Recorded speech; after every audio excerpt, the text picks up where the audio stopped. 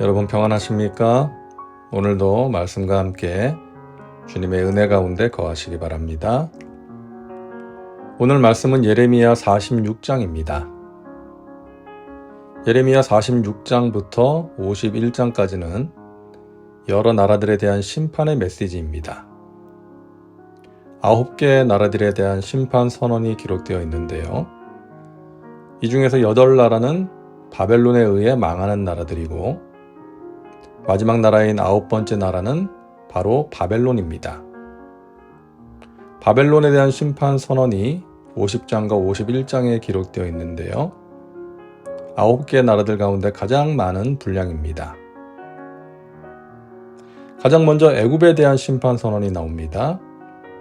애굽에 관한 것이라 곧 유다의 요시야 왕의 아들 여호야김 넷째 해에 유브라데 강가 갈그미스에서 바벨론의 느부갓네살 왕에게 패한 애굽의 왕 바로 느고의 군대에 대한 말씀이라. 여기 애굽의 왕 바로 느고가 나오는데요. 바로 느고는 애굽을 일으켜 세운 강력한 왕이었습니다. 그는 아수르를 치기 위해 북으로 진격하던 중에 무깃도에서 유다의 왕 요시야를 죽이고 갈그미스까지 진격했는데 거기서 느부갓네살의 공격을 받고 참패하게 됩니다. 애굽과 바벨론이 싸워서 바벨론이 이긴 갈그미스 전투가 바로 오늘 말씀 46장 전반부의 배경입니다. 애굽의 군대는 호기롭게 바벨론과 맞서 싸웠습니다. 너희는 작은 방패와 큰 방패를 예비하고 나가서 싸우라.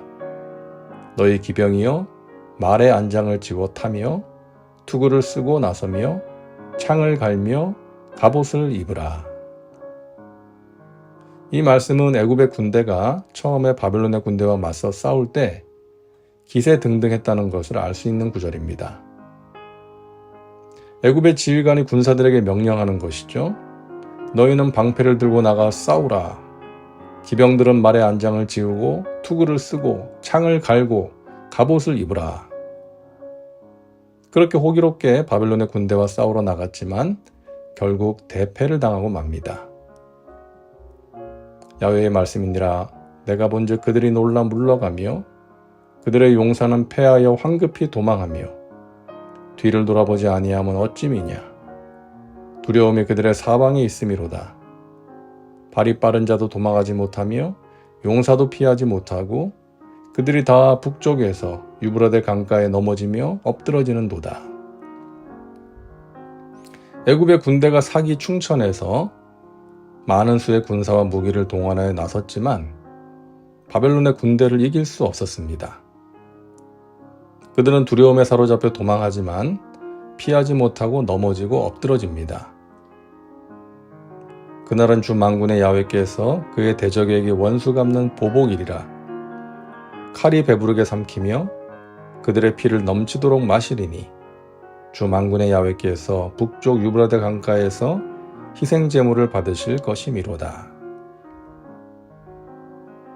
자, 하나님께서는 애굽의 패배를 유다와 연결하여 말씀하십니다. 애굽이 바벨론에게 패한 것은 하나님께서 그의 백성들의 대적에게 원수를 갚으신 것이라고 말씀하시는 것이죠.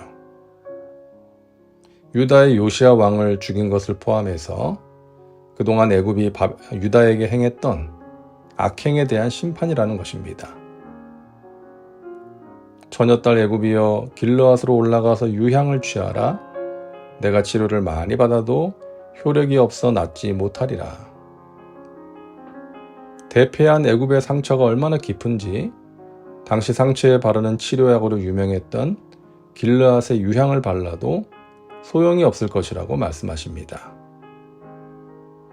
내 수치가 나라들에 들렸고 내 부르짖음은 땅에 가득하였나니 용사가 용사에게 걸려 넘어져 둘이 함께 엎드러졌음이라.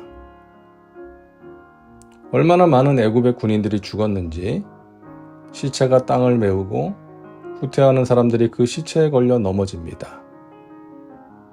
애굽이 갈그미스 전투에서 입은 피해가 얼마나 컸는지를 보여주는 것이죠. 자, 그렇게 갈그미스 전투에서 큰 피해를 입은 애굽은 머지않아서 애굽을 치러 오는 느부갓네살에 의해 건국 이래 최대의 위기를 맞게 됩니다. 13절부터가 그 내용인데요. 일일이 살펴보지는 않겠고요.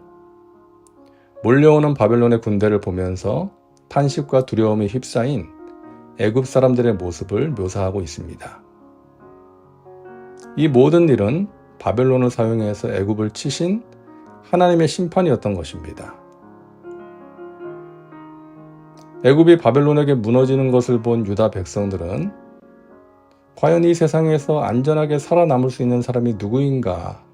라는 의문과 두려움을 가졌을 것입니다. 그래서 하나님께서는 이스라엘 백성들에게 위로의 메시지를 주십니다. 내 종 야곱아 두려워하지 말라. 이스라엘아 놀라지 말라. 보라, 내가 너를 먼 곳에서 구원하며 내 자손을 포로된 땅에서 구원하리니 야곱이 돌아와서 평안하며 걱정 없이 살게 될 것이라. 그를 두렵게 할 자 없으리라. 여기서 말하는 내 종 야곱은 살아남아서 애굽으로 도망친 사람들이 아닙니다. 그들은 끝까지 하나님의 말씀을 거부하고 우상을 숭배했죠. 그들은 모두 바벨론의 칼날에 죽었습니다. 여기서 내 종 야곱은 바로 바벨론의 포로로 끌려간 사람들입니다. 아마도 그들은 강성해지는 바벨론을 보면서 우리가 그들의 손 아래에서 과연 자유를 얻을 날이 올 수 있을까 하는 마음이 들었겠죠.